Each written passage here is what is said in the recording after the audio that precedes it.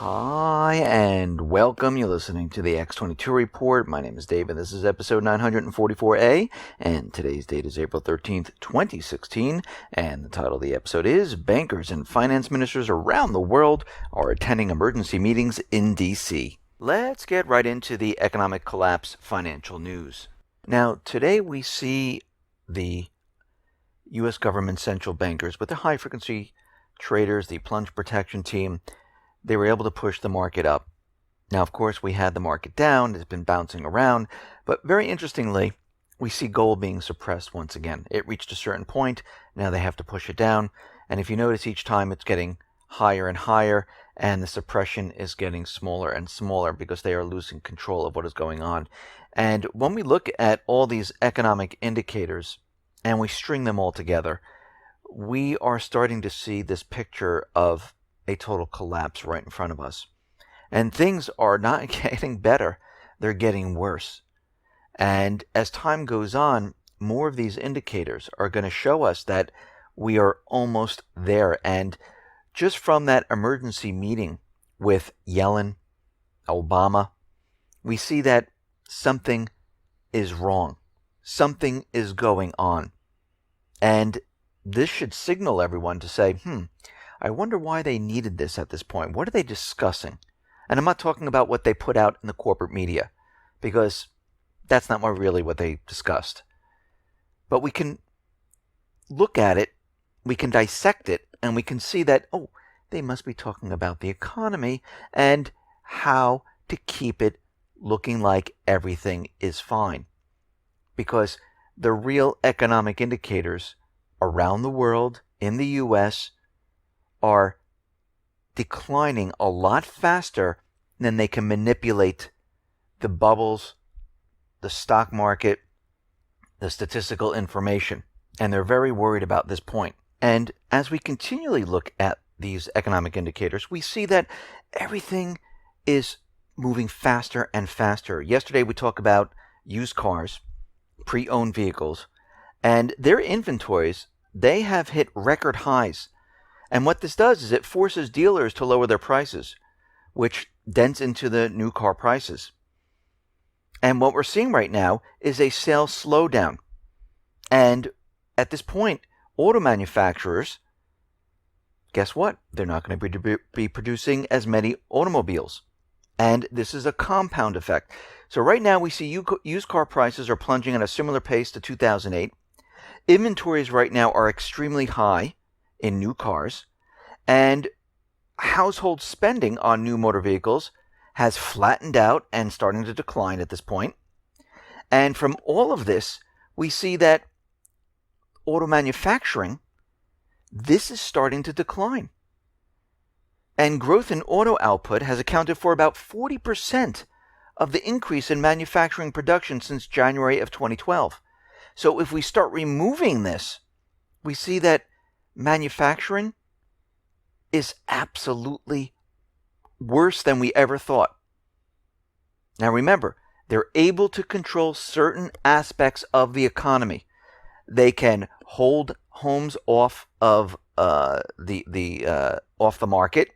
They can tell banks, say, hey, I know you have a lot of foreclosures, don't worry about it. Keep them off the market. Let's drive the prices up. They can give free money to hedge funds, investment companies. They can have foreign investors come in and purchase thousands upon thousands of homes and keep them off the market to drive prices up.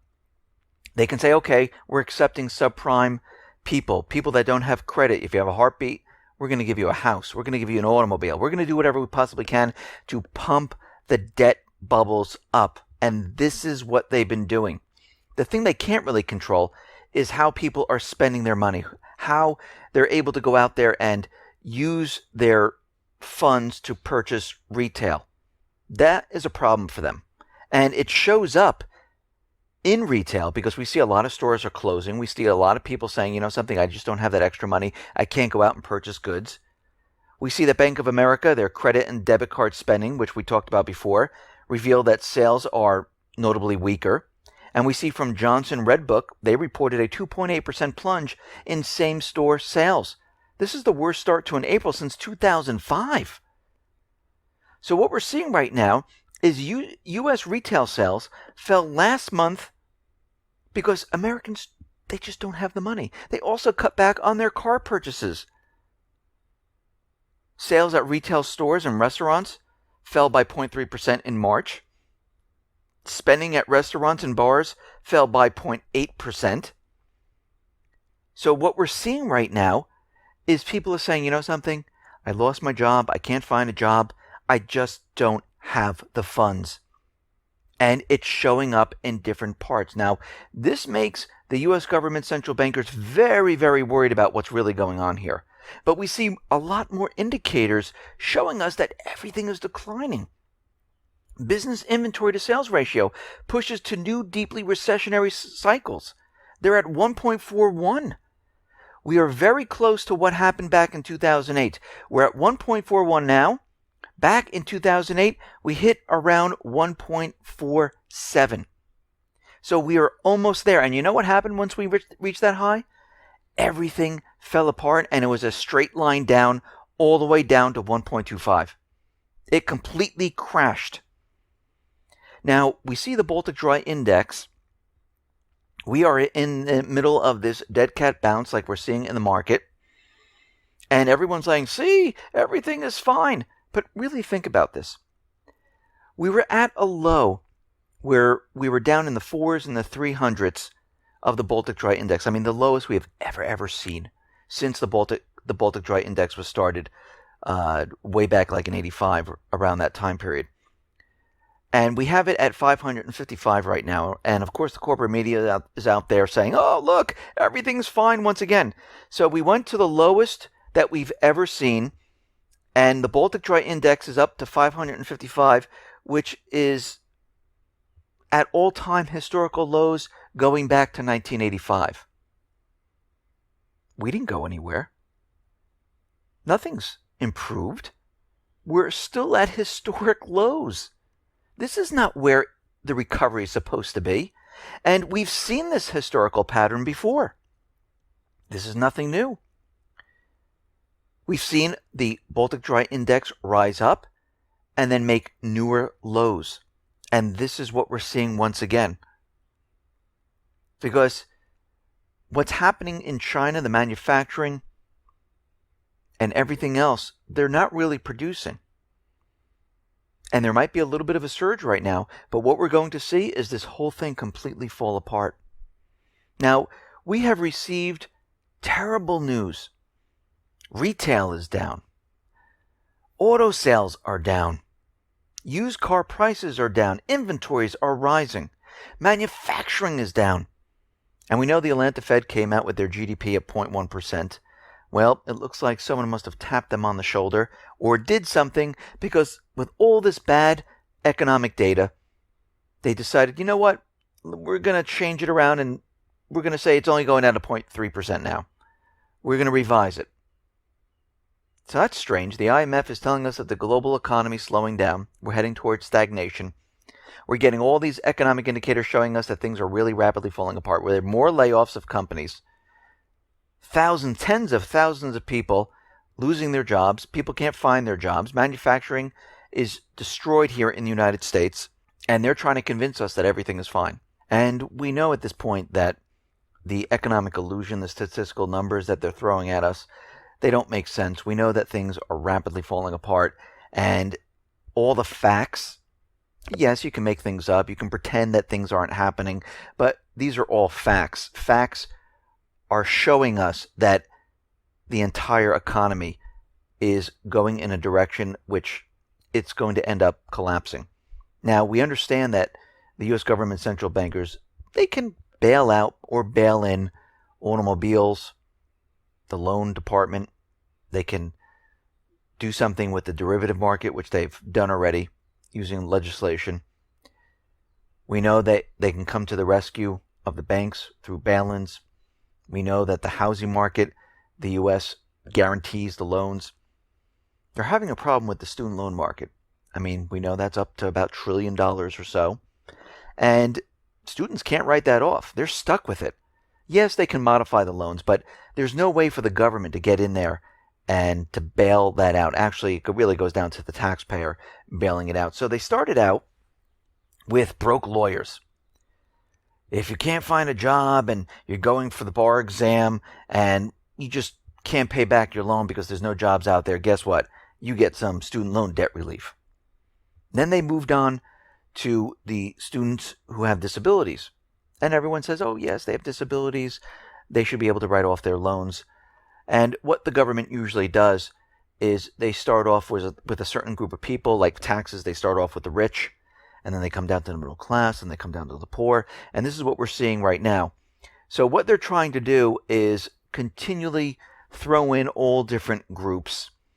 And what they're trying to do right now is make it possible for the government, actually the U.S. taxpayer, to bail out the $1 trillion debt bubble in the student loan market. So they have about 400,000 students that are disabled, and that turns into about $7.7 billion in debt that they'll be able to discharge.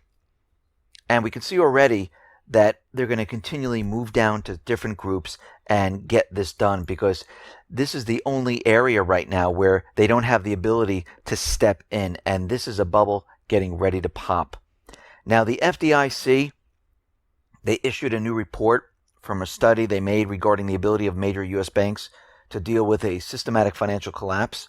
And what they're looking at is about 5 to 8 too big to fail banks. They don't have feasible plans in place to stave off a crisis. Now, we have to remember, there are bail-in documents. The banks really don't care. And they realize eventually what's going to happen is they're just going to go into the bank and start taking the people's money. This is why they're not going along with whatever the government regulations there are. We already see it happening in Australia, in Austria. We see it happening in Italy. And eventually what's going to happen, it's going to happen everywhere. So we see already the government is getting a little nervous, those different agencies, because the FDIC, as we know, it doesn't have enough in their insurance fund to cover all of these banks when they collapse, and they know this. And we should all start to worry a little bit, because as we know, the president, Janet Yellen from the Fed, they met in a secretive meeting. Well, I really shouldn't say secretive, it's a closed-door meeting. But what's very interesting is that the vice president attended. And normally, the president and the vice president don't attend a meeting at the same time. But what we're seeing is it's just not Janet Yellen, the president, the vice president. We're seeing that bankers around the world and finance ministers are having meetings in Washington, D.C. this week to discuss the economy. And this should make everyone nervous, because the only times they have closed-door meetings with this many people, if there is a major problem. So this is what we're seeing right now, that all of these people are gathered in one place. And we know that U.S. banks are expected this week to report their worst quarterly financials since the start of the Great Recession. And we see that the European Union, their new bail-in procedures for failing banks were employed for the first time in the Austrian banks. We see Italy's Minister of Finance called an emergency meeting of Italian bankers to engage the last resort measures with dealing with their banking system. So everyone is gathering together. Everyone is looking at the same situation, and they're saying, okay, this whole entire system is coming down a lot faster than we thought. We can't let it come down, because we need to control the collapse ourselves, because we cannot be blamed for this. When I say we, it's the U.S. government central bankers. So what are we going to do? And this is what they're discussing at this point. And very interestingly, the IMF, in their report, they are expecting the stock markets around the world, in the United States, United Kingdom, Eurozone, China, to come down 20% or more. Now, I'm going to say every time the IMF comes out and makes a little prediction like this, that they're, like say GDP is going to be around 3.5%, 4%, they're always wrong. Well, whenever they predict over, We know it's going to be a lot less. And when they say, oh, it's only going to be about 20%, this most likely is going to be about 50, 60%. And they're looking at all these different stock markets and they're saying, yes, we have a major problem. Now, the chief of the organization Financial Stability Division said there are several contributing factors, including a huge loss of market confidence that would drag down the markets.